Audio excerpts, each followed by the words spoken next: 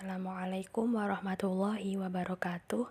Perkenalkan, saya Arina Husna Walidina dengan NIM 232101010108. Di sini saya akan menjelaskan makalah yang berjudul tentang penyimpangan sosial dan pendidikan Islam, yang terdiri dari 4 poin atau 4 pembahasan, yakni yang pertama, A. Penyimpangan sosial dan pendidikan Islam.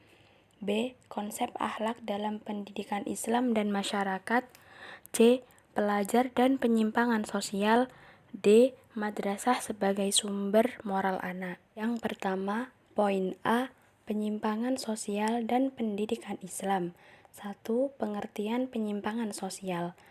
Apa sih penyimpangan sosial itu?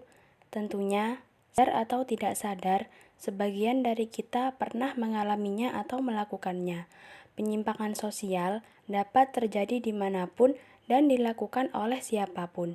Sejauh mana penyimpangan itu terjadi, besar atau kecil, dalam skala luas atau sempit, tentu akan berakibat terganggunya keseimbangan kehidupan dalam masyarakat. Nah, penyimpangan sosial itu adalah suatu perilaku yang tidak sesuai dengan nilai-nilai dan norma sosial yang berlaku dalam masyarakat.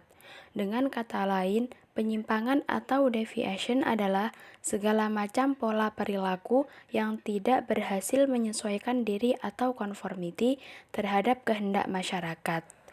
Robert R. Zappa mengatakan bahwa perilaku abnormal dan delikuensi seperti penyimpangan sosial biasa terjadi di masyarakat, terutama masyarakat kota.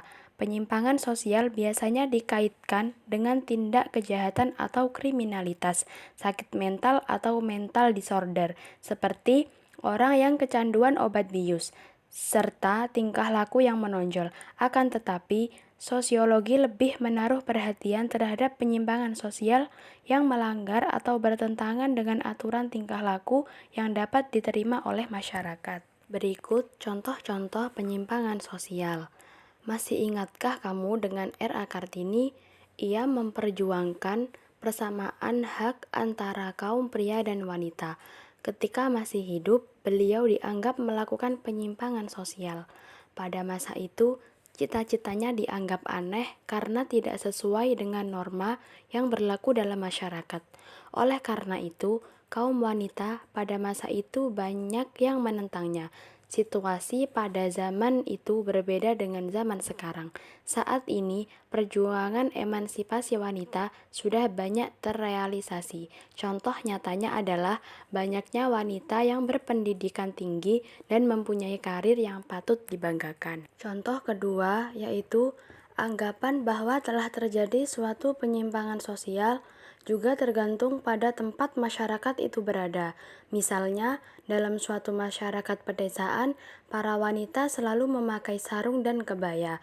Tiba-tiba ada seorang turis wanita asing yang berkunjung ke sana. Turis tersebut memakai celana pendek dan kemeja. Penduduk di sana menganggap turis itu wanita aneh karena tidak memakai pakaian yang biasa dipakai wanita di sana. Akan tetapi, ketika turis itu kembali ke kampung halamannya, warga kampung halamannya tidak menganggap perilaku turis wanita itu aneh karena banyak wanita di sana yang memakai pakaian yang sama. Contoh yang ketiga, anggapan bahwa telah terjadi suatu penyimpangan sosial juga tergantung pada status sosial orang yang melakukannya. Misalnya, seorang supir bus akan dianggap aneh jika memakai pakaian dokter dan membawa stetoskop. Hanya dokterlah yang lazim menggunakan pakaian dokter dan membawa stetoskop. Demikian pula halnya jika seorang mandor perkebunan tebu mengawasi buruh perkebunan sambil membawa laptop dan memakai jas. Tentunya dia akan dianggap aneh. Dalam benak masyarakat, yang layak membawa laptop dan memakai jas adalah kalangan eksekutif muda. Selanjutnya, definisi-definisi sosial menurut beberapa ahli. Yang pertama, James W. van der Zanden. Penyimpangan perilaku merupakan perilaku yang oleh sejumlah besar orang dianggap sebagai hal yang tercela dan di luar batas toleransi. Yang kedua, menurut Robert M. Z. Lawang, Perilaku menyimpang adalah semua tindakan yang menyimpang dari norma yang berlaku dalam sistem sosial dan menimbulkan usaha dari mereka yang berwenang dalam sistem itu untuk memperbaiki perilaku menyimpang. Yang ketiga, Lemert 1951. Penyimpangan dibagi dua bentuk, yaitu penyimpangan primer dan penyimpangan sekunder. Selanjutnya, faktor-faktor penyimpangan sosial. Menurut James W. van der Zanden, A. Longgar atau tidaknya nilai norma. Ukuran perilaku menyimpang bukan pada ukuran baik buruk atau benar salah menurut pengertian umum, melainkan berdasarkan ukuran longgar tidaknya norma dan nilai sosial suatu masyarakat. Norma dan nilai sosial yang satu berbeda dengan norma dan nilai sosial masyarakat yang lain. Misalnya, kumpul kebo di Indonesia dianggap penyimpangan, sedangkan di masyarakat barat merupakan hal biasa dan wajar. B. Sosialisasi yang tidak sempurna. Di masyarakat sering terjadi proses sosialisasi yang tidak sempurna, sehingga menimbulkan perilaku menyimpang. Contoh, di masyarakat seorang pemimpin idealnya bertindak sebagai anutan atau pedoman, menjadi teladan, tetap kadangkala yang terjadi pemimpin justru memberi contoh yang tidak benar. Misalnya, melakukan KKN, korupsi, kolusi, dan nepotisme. Karena masyarakat mentolerir tindakan tersebut, maka terjadilah tindak perilaku menyimpang. C. Sosialisasi subkebudayaan yang menyimpang. Perilaku menyimpang terjadi pada masyarakat yang memiliki nilai-nilai subkebudayaan yang menyimpang, yaitu suatu kebudayaan khusus yang normanya bertentangan dengan norma-norma budaya yang dominan atau pada umumnya. Contoh, masyarakat yang tinggal di lingkungan kumuh, masalah etika dan estetika kurang diperhatikan karena umumnya mereka sibuk dengan usaha memenuhi kebutuhan hidup yang pokok atau makan, sering cekcok, mengeluarkan kata-kata kotor, buang sampah sembarangan. Hal itu oleh masyarakat umum dianggap perilaku menyimpang. Yang kedua, menurut Casare Lombroso, perilaku menyimpang disebabkan oleh faktor-faktor biologis, psikologis, dan sosiologis. Yang pertama, faktor biologis. Misalnya, orang yang lahir sebagai pencopet atau pembangkang berdasarkan ciri-ciri tertentu, orang bias diidentifikasi menjadi penjahat atau tidak. Ciri-ciri fisik tersebut antara lain bentuk muka, kedua alis yang menyambung menjadi satu, dan sebagainya. Yang kedua, faktor psikologis. Menjelaskan sebab terjadinya penyimpangan ada kaitannya dengan kepribadian yang memiliki kecenderungan untuk melakukan penyimpangan. Dapat juga karena pengalaman traumatis yang dialami seseorang. Yang ketiga, faktor sosiologis. Menjelaskan sebab terjadinya perilaku menyimpang ada kaitannya dengan sosialisasi yang kurang tepat. Individu tidak dapat menyerap norma-norma kultural budayanya, atau individu yang menyimpang harus belajar bagaimana melakukan penyimpangan. Selanjutnya, pengertian pendidikan Islam. Dalam bahasa Indonesia, istilah pendidikan berasal dari kata didik dengan memberinya awalan pe dan akhiran an, mengandung arti perbuatan atau hal, cara, dan sebagainya.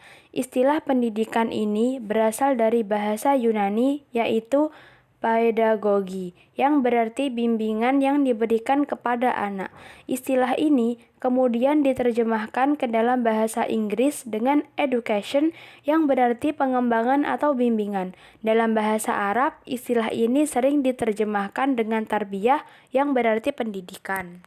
Secara sederhana, pendidikan Islam adalah pendidikan yang berwarna Islam. Maka pendidikan Islami adalah pendidikan yang berdasarkan Islam. Dengan demikian, nilai-nilai ajaran Islam itu sangat mewarnai dan mendasari seluruh proses pendidikan dilihat dari sudut epistemologis. Istilah pendidikan Islam sendiri terdiri dari atas dua kata, yakni pendidikan dan Islami. Selanjutnya, tujuan pendidikan Islam. Berikut beberapa definisi tujuan pendidikan Islam yang dikemukakan oleh para ahli. Yang pertama, Naqib Al-Athos menyatakan bahwa tujuan pendidikan yang penting harus diambil dari pandangan hidup atau philosophy of life. Jika pandangan hidup itu Islam, maka tujuannya adalah membentuk manusia sempurna, insan kamil menurut Islam.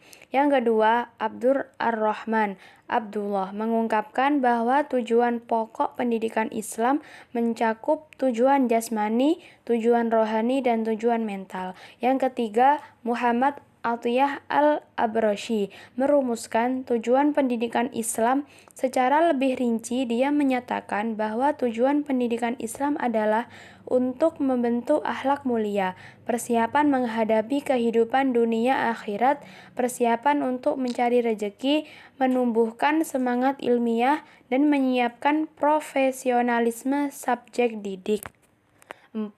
Ahmad Fuad Al-Ahnawi menyatakan bahwa pendidikan Islam adalah perpaduan yang menyatu antara pendidikan jiwa, membersihkan ruh, mencerdaskan akal, dan menguatkan jasmani.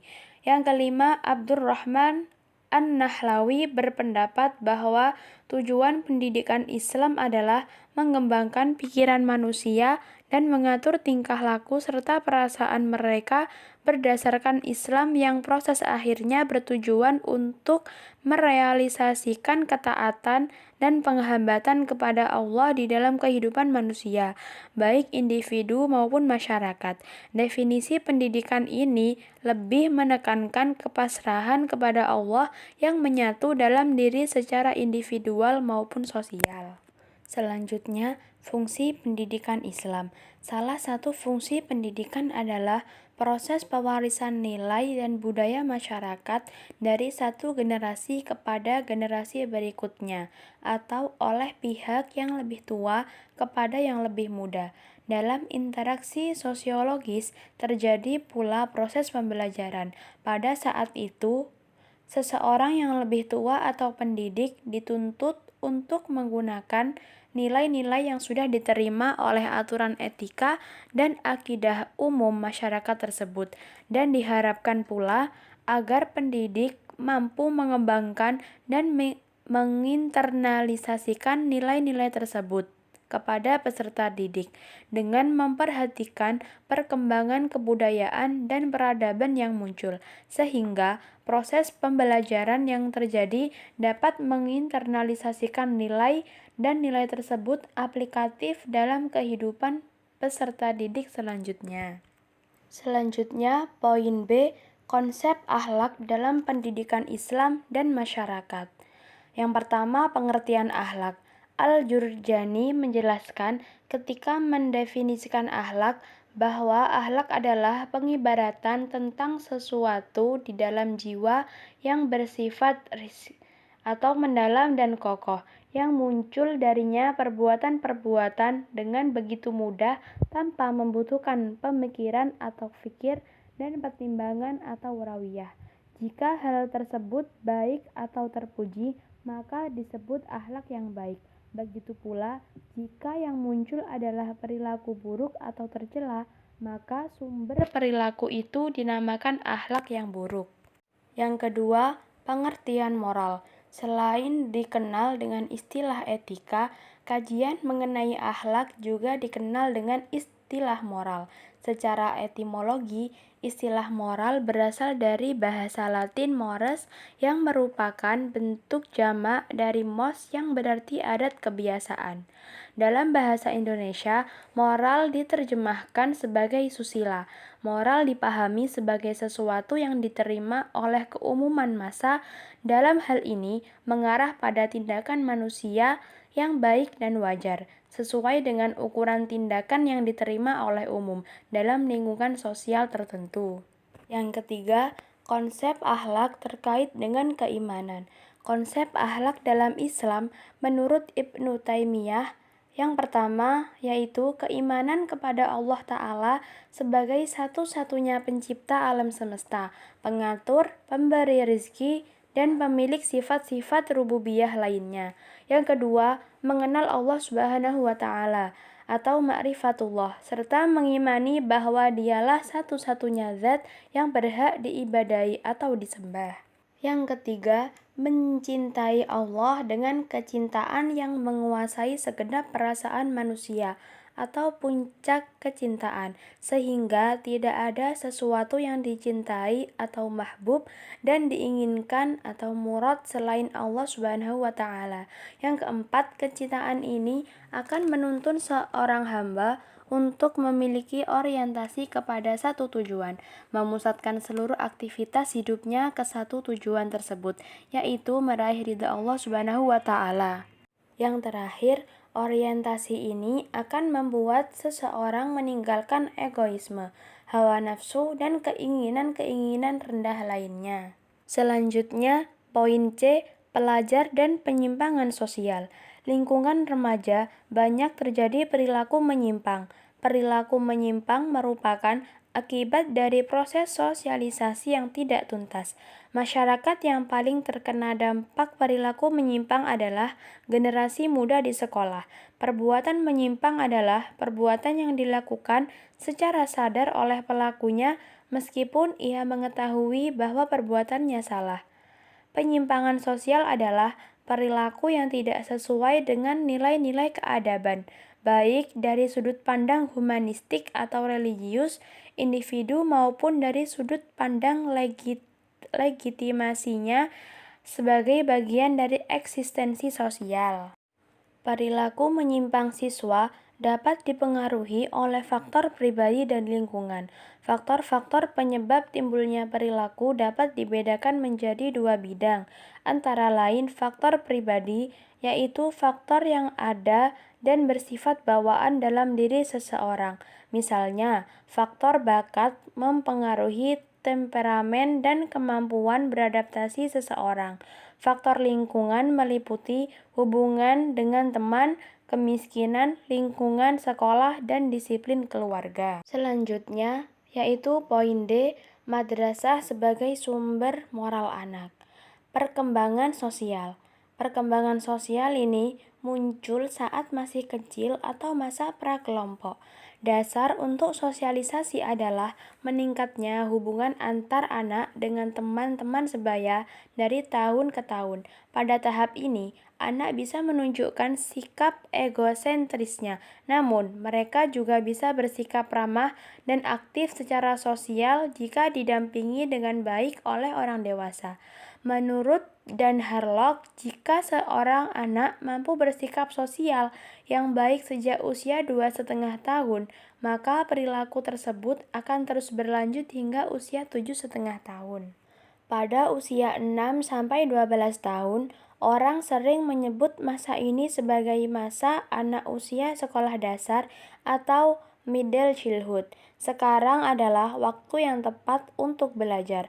Anak bisa mempelajari keterampilan baru dari guru di sekolah. Selain itu, menurut Sabani, sikap mereka terhadap keluarga sudah tidak egois lagi, tetapi bisa memandang dunia luar dengan objektif dan berdasarkan fakta, sehingga saat ini disebut sebagai periode intelektual atau masa harmoni sekolah.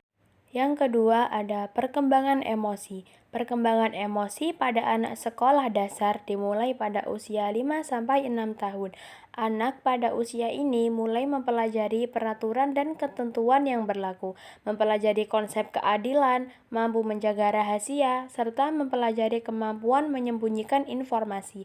Pada usia 6 tahun, mereka sudah memahami konsep emosi yang lebih kompleks seperti cemburu, bangga, sedih, dan kehilangan. Namun mereka masih kesulitan dan mengendalikan atau mengarahkan ekspresi emosinya.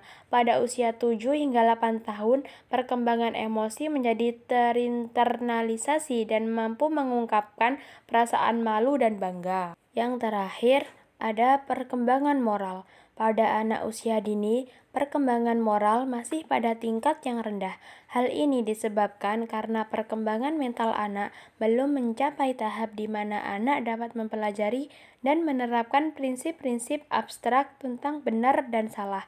Mereka belum memahami manfaat menjadi anggota suatu kelompok sosial, sehingga mereka mengikuti aturannya sendiri. Pada masa kanak-kanak akhir atau usia sekolah dasar, norma-norma moral sangat dipengaruhi oleh standar-standar moral kelompok yang diidentifikasi oleh anak tersebut. Anak mengikuti standar moral anggota kelompoknya tanpa meninggalkan standar moral keluarga. Kohlberg memperluas tingkat perkembangan moral Piaget dengan mencakup dua tingkat perkembangan. Artinya, tingkatan moralitas konvensional yang menitikberatkan pada ketaatan dan hukuman dalam arti menentukan benar dan salahnya suatu perbuatan. Sekian pemaparan materi yang dapat saya sampaikan. Mohon maaf bila banyak salah kata. Wassalamualaikum warahmatullahi wabarakatuh.